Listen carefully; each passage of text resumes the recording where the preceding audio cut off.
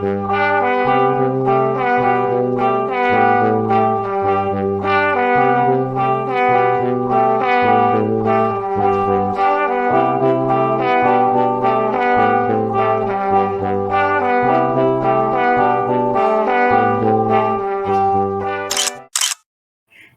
querida, alegria do encontro, sou Nina Veiga e estou aqui no canal Paz e Bem a produzir conhecimento a partir da antroposofia da imanência, num ativismo delicado por uma estética da vida viva.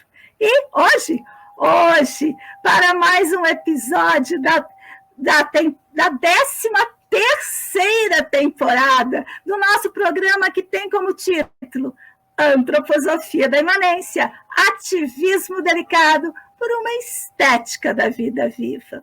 E nessa 13ª temporada temos como tema espiritualidade como humanismo, humanismo como espiritualidade. Estamos no 4º episódio, chamado Humanismo em Steiner, com o nosso convidado especial, o Yuri Rodrigues da Cunha, historiador, sociólogo e pedagogo, mestre e doutor em ciências sociais, especialista em pedagogia Waldorf e professor de classe na escola Waldorf João Guimarães Rosa, lá em Ribeirão Preto. Eu aqui, em Juiz de Fora.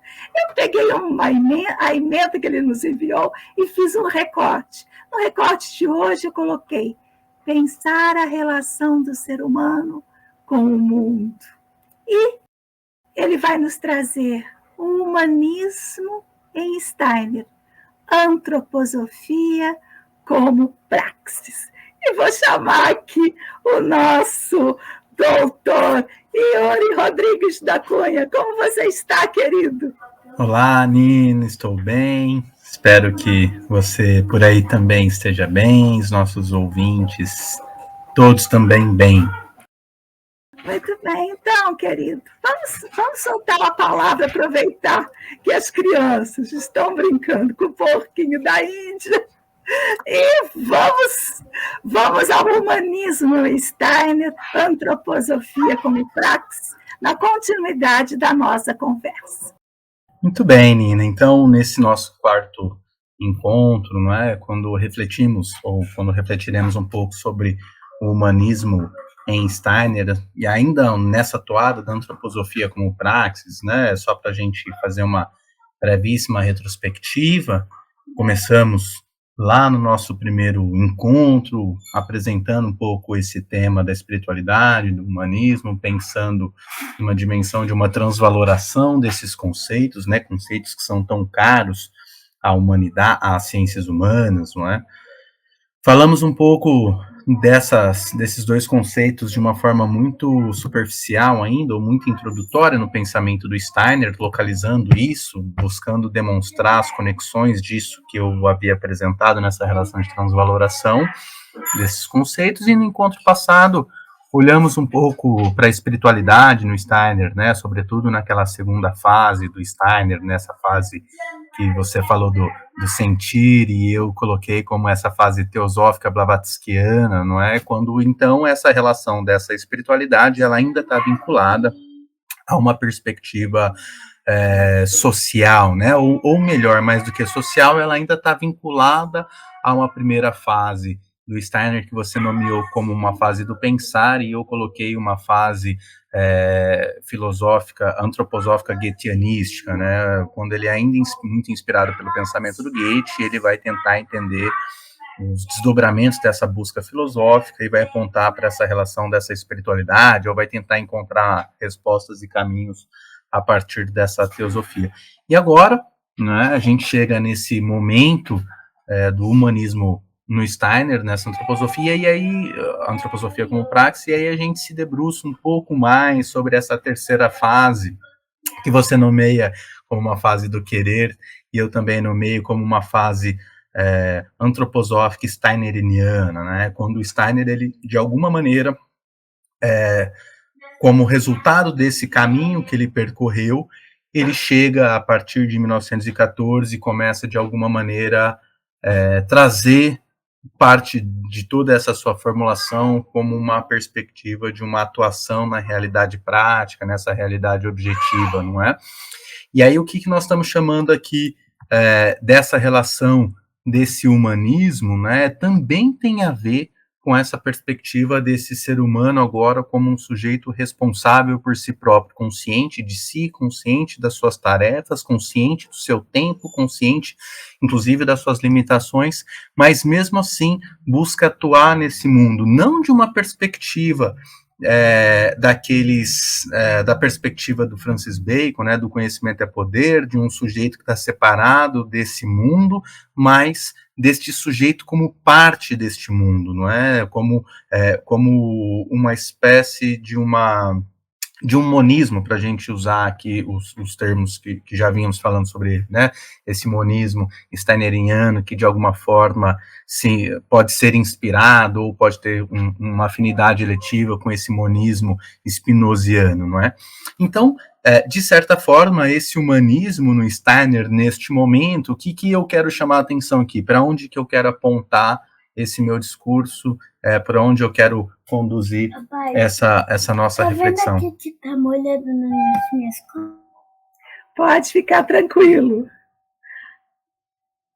Pronto. Eu adoro isso. A estética da vida viva. Adoro. Sinto tanto. Meu filho vem de final de semana, sabe? Ó, a flautinha. A flautinha. Meu filho vem de final de semana e aí ele me ocupa. Já é um marmanjo, 20 anos, está na faculdade, mas ele me ocupa, eu estudo junto, leio os tópicos, tomo os tópicos, e assim, é uma delícia, não é? Sim, Vamos ter uma trilha sonora hoje, gente. Vamos ter uma flautinha ao fundo. Continua seu raciocínio, então. Vamos falar desse Rudolf Steiner da ação. Isso, e esse Steiner dessa ação, não é?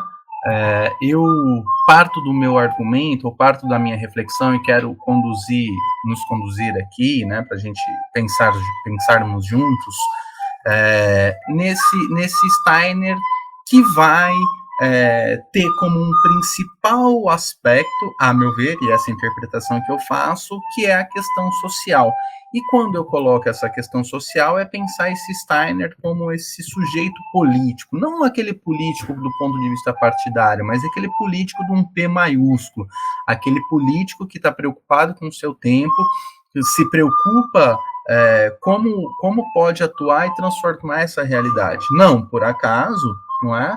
É um autor que propõe uma perspectiva pedagógica, é um autor que propõe uma perspectiva de uma medicina, é um autor que propõe a agricultura, ou seja, ele propõe campos humanos que buscam, de alguma maneira, modificar a própria lógica e a própria forma como o ser humano se relaciona com outros seres humanos e com a própria realidade objetiva.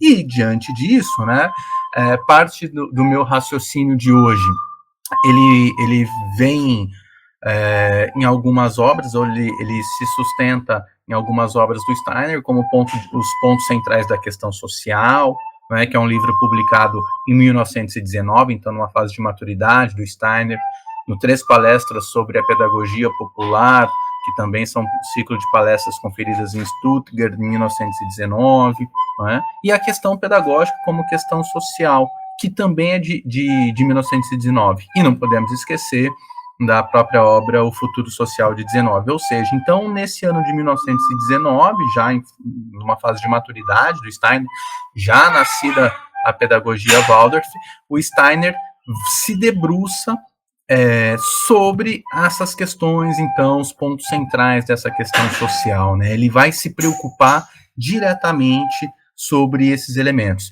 E, em certa medida, dá para a gente, a partir dessas obras, não é?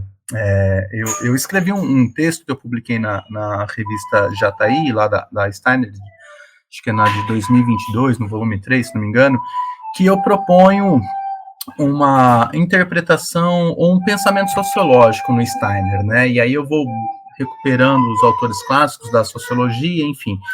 Mas eu quero só recuperar esse argumento, que é o seguinte: a sociologia clássica, ela emerge com os autores clássicos lá, né, com Comte, com Durkheim, com Marx, com Weber e tal, tentando olhar essa relação do ser humano, do lugar onde ele vive, como que essa relação de capital e trabalho transforma essa humanidade ou não, e cada um vai por um caminho.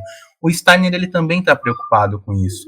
Esse Steiner maduro, né, essa terceira fase desse Steiner, que é esse Steiner do querer, né, do agir, ou esse Steiner dessa filosofia antroposófica steineriana, é um sujeito, então, que vai se debruçar essencialmente, como eu disse, nessa questão social. E claro que não dá para a gente desvincular este Steiner do que havia acontecido nesses anos anteriores, quando a gente olha para a Europa, né, a Primeira Guerra Mundial, e toda essa crise desdobrada do neocolonialismo, dessa fase do imperialismo, e por aí vai. Não é? Então o Steiner, ele olha para o seu tempo, ele diz, é como se ele dissesse o seguinte, né, vamos colocar palavras aqui na boca dele, tentando fazer esse exercício de interpretação. Olha, a lógica que se baseia,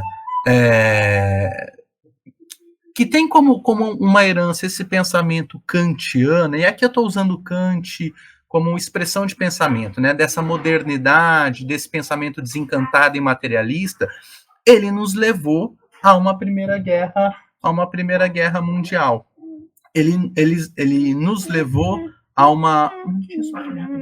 Ele nos levou a uma crise... Ele nos levou a uma crise. Muito bem, olha só, enquanto Yuri atende a filhota, queria trazer também uma posição que eu acho que é interessante para quem chegou aqui de paraquedas, não viu ainda nenhuma dos nossos vídeos, não nos acompanhou.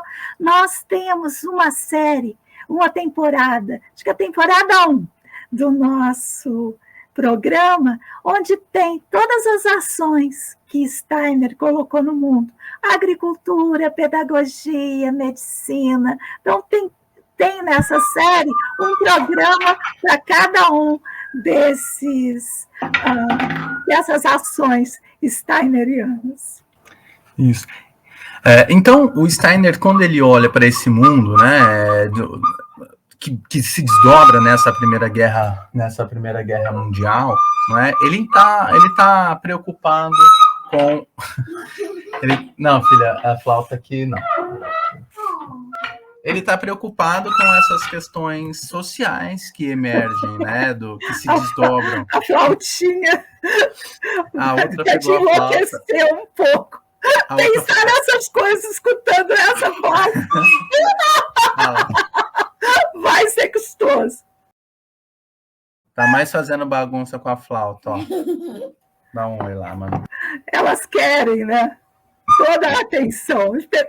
Tô roubando um pedacinho da tarde que o pai dedica a elas. Bom, vamos voltar aqui. Então, de alguma maneira, esse Steiner, ele está preocupado, não é, com essas questões que se desdobram, ou seja, então, esse pensamento steineriano, e acho que é importante destacar aqui, Nina, que eu estou chamando desse humanismo, é justamente essa capacidade ou essa preocupação que o Steiner tem em compreender os próprios rumos que o ser humano leva da sua própria vida e quais são os caminhos que ele está conduzindo.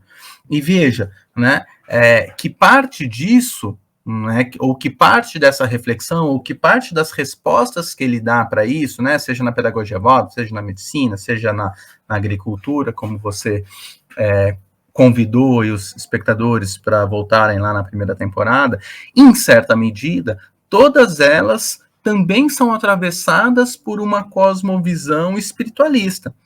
Então, essas respostas que o Steiner dá também, ou parte dessas respostas que ele dá, ela também bebe de um saber de espiritualidade. Vou pegar de novo o conceito emprestado do Foucault, né? Desse saber de espiritualidade. E, em certa medida, não é?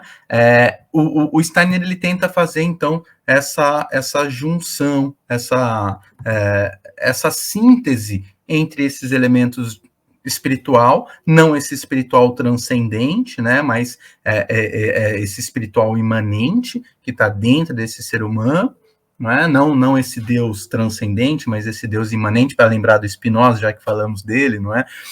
Então, olhando um pouco para essas perspectivas, para além dessa relação meramente materialista, não é? Como, por exemplo, o Marx vai colocar como a questão de classe como um elemento fundamental para a transformação da realidade social. O Steiner ele olha para isso, mas não só dessa perspectiva, né? Então, ele também traz essa dimensão. Então, nesse sentido... Quer atender? Não, eu só veio aqui trazer o porquinho da Índia, o tambor. Veio mostrar. Deixa eu ver o porquinho, deixa eu ver. Olha o tambor aí. Olha lá o tambor. Vai lá levar o tambor para o nosso destaque. Aproveitando o intervalo para dizer que a temporada onde eu trago medicina, arquitetura, pedagogia, é na terceira, tá bem? Terceira temporada. Muito Desculpa. Bem. Segue seu raciocínio, Yuri. Então, nesse sentido, não é? O que o Steiner, então, está trazendo para essa relação desse humanismo, dessa transformação dessa realidade social, é como que essa ciência espiritual, isso que ele está trazendo como ciência espiritual, ela nos leva para tarefas da vida prática, não é? Então, nesse sentido, dá para a gente argumentar e dizer que, olha, no Steiner tem sim um pensamento social, mesmo que ele não expresse desta forma como nós estamos acostumados a discutir nas ciências humanas, né, na sociologia, na filosofia, dessa ideia desse pensamento social. Quer dizer, o Steiner ele propõe uma forma de atuação nessa realidade prática.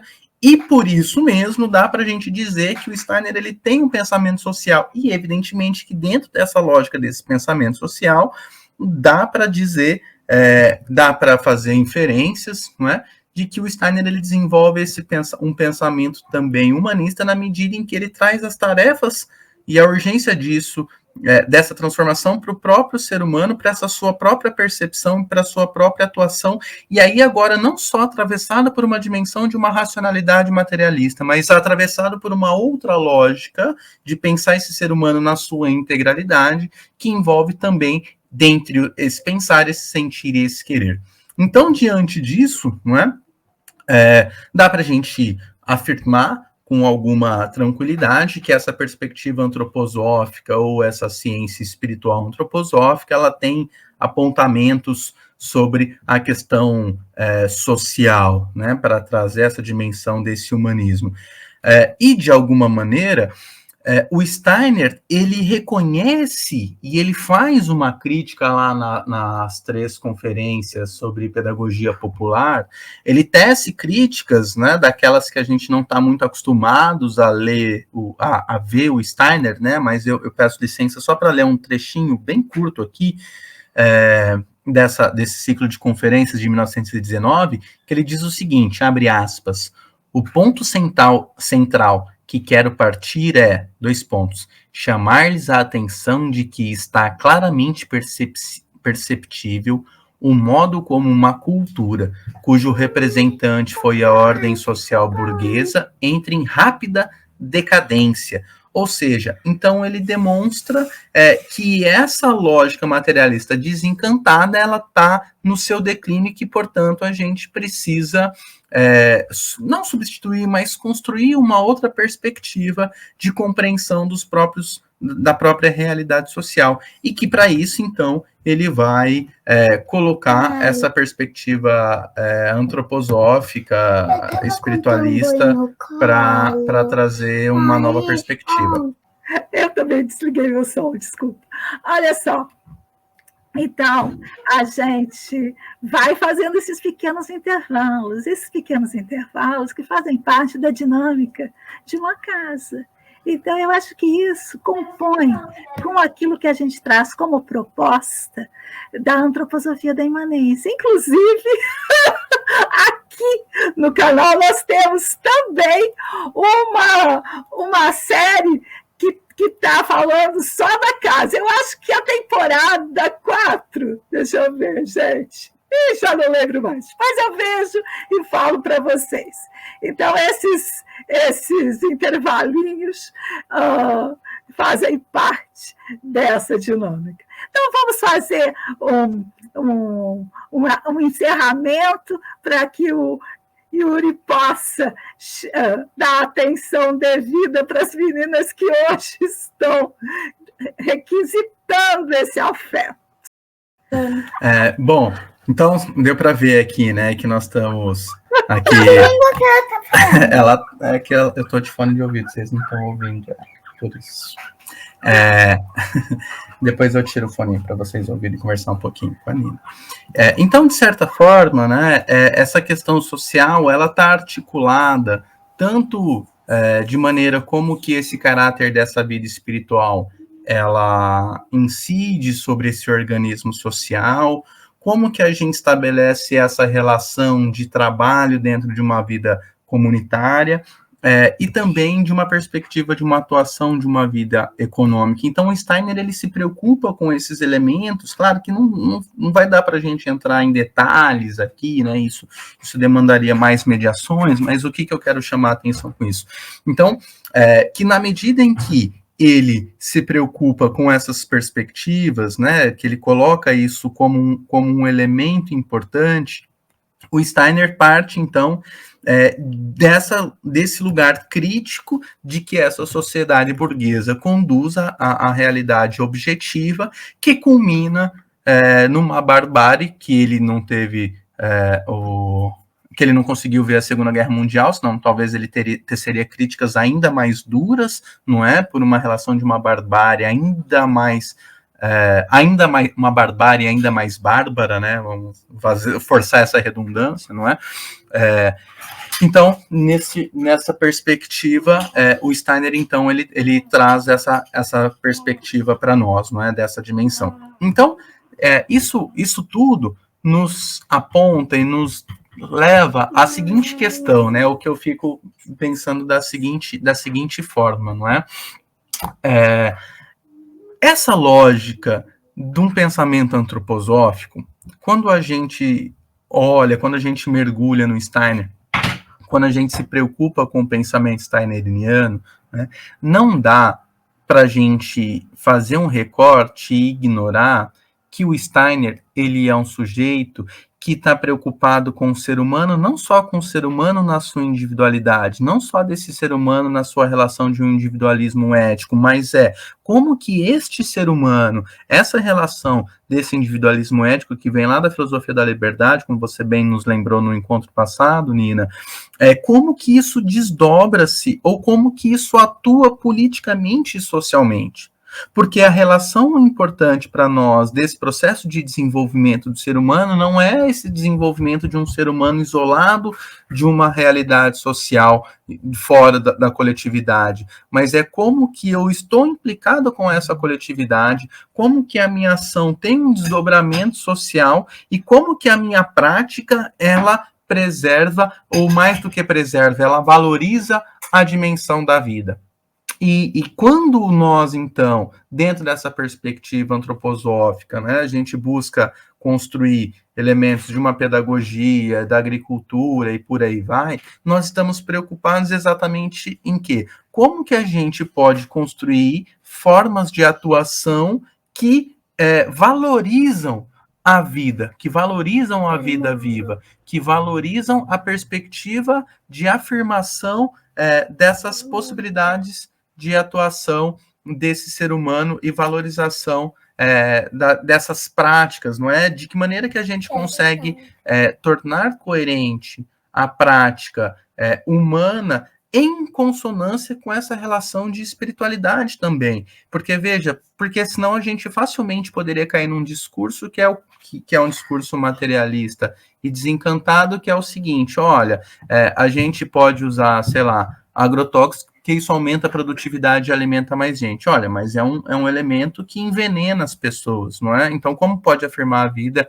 se é algo que, por um outro lado, ela também nos causa crises, não é? E claro que o Steiner ele não tem a solução e a resposta para tudo sem crises, não é? Mas de que maneira que ele se preocupa em resgatar essas perspectivas de outras cosmovisões para trazer para reflexão desse humanismo. E aí, já deixando um gancho para os próximos encontros, quando a gente, apontando os próprios limites do Steiner, quando a gente aponta para essas relações de cosmovisão também, por exemplo, pegando esse gancho que nós falamos de natureza, será que os saberes de espiritualidade, que tem, por exemplo, como influência, ou são desdobradas, ou são ou herdeiras de um pensamento afrocentrado, ela também não nos pode ser extremamente útil para pensar essa relação do ser humano com a natureza, uma vez que, dentro da lógica de um pensamento afrocentrado, por exemplo, tomando aqui o candomblé como uma das expressões que vão falar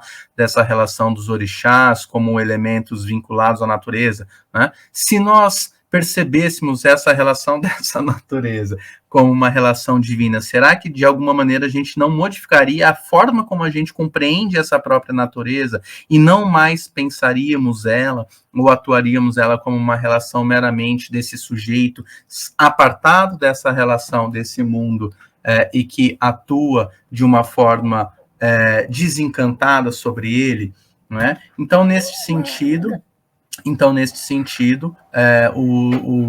o pensamento do Steiner, ele nos oferece caminhos e possibilidades para a gente trazer outras cosmovisões para pensar nesse mundo, para pensar também nesse humanismo que transcende as fronteiras e os limites dessa sociedade eurocentrada, não é? E aí ele também nos convida para ampliarmos essa reflexão e construirmos e transvalorarmos ainda mais esse sentido de humanismo. O sentido de humanismo que eu percebo que você traz é o humanismo enquanto qualidade.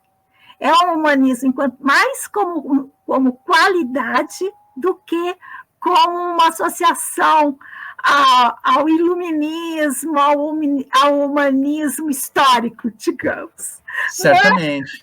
Então, é um humanismo que tem muito a ver com uma coisa que a gente usa muito aqui nos nossos programas, que é uma definição de antroposofia como 4 letrinhas, M-I-G-O, migo, o mundo é comigo dentro. Então, eu estava vendo agora há pouco uma notícia que um prefeito reclamava, mas a minha gestão é ótima, mas o povo quer coisa que eu não consigo dar. Ou seja, a gestão dele é ótima se não tiver gente dentro. Porque com gente dentro, tudo fica diferente. Então, eu acho que a metodologia, a epistemologia steineriana nos ajuda a lidar com o mundo com gente dentro, não é mais ou menos isso? É exatamente isso, não é? É exatamente isso. É de que maneira que nós nos mantemos abertos aos fenômenos que transcendem a nós mesmos, não é? De que maneira que eu me mantenho aberto num raciocínio que eu estou desenvolvendo e uma criança vem. Eu não posso ignorar esses fatos, não é? E como que a gente, diante disso, a gente refaz os rearranjos e transcende de uma forma que fique bom para todo mundo. Não é? Um político reclamando do povo, né, ou dos cidadãos, é quase que sei lá qual adjetivo usar, né, mas é uma lógica ilógica, não é? É um paradoxo sem tamanho. E é o que mais tem, não é? Infelizmente. É o que mais tem. Pais e mães que são ótimos, mas contanto que a criança não chegue na entrevista que ele está dando, na aula que ele está fazendo. Né? Isso que a gente tem que aprender a lidar com a vida dentro da vida, e não fora dela. Né? Porque toda essa filosofia, toda essa ciência, toda essa história foi escrita por trás das portas da biblioteca do papai. Não atrapalhe o papai. Então, foi criado toda uma epistemologia, todo um modo de pensar, onde a vida estava do lado de lá da porta. A cozinha, a criança doente, o porquinho da Índia, nada fez parte dessa filosofia higienizada, dessa filosofia que não tem gente dentro. Então, fica fácil, né? Só nos livros, só no mental. Agora, eu quero ver colocar uma filosofia na praxis. Uma filosofia que realmente atue no meio da vida e não atrás da porta da biblioteca. Olha só, Yuri Rodrigues da Cunha, que esteve conosco aqui nesse encontro. Da próxima vez, quero ver você atrás da porta da biblioteca produzindo um conhecimento estéril. O conhecimento aqui é vivo, não é? Sim, é. Olha só, quero me despedir, quero te passar as últimas palavras antes da gente encerrar.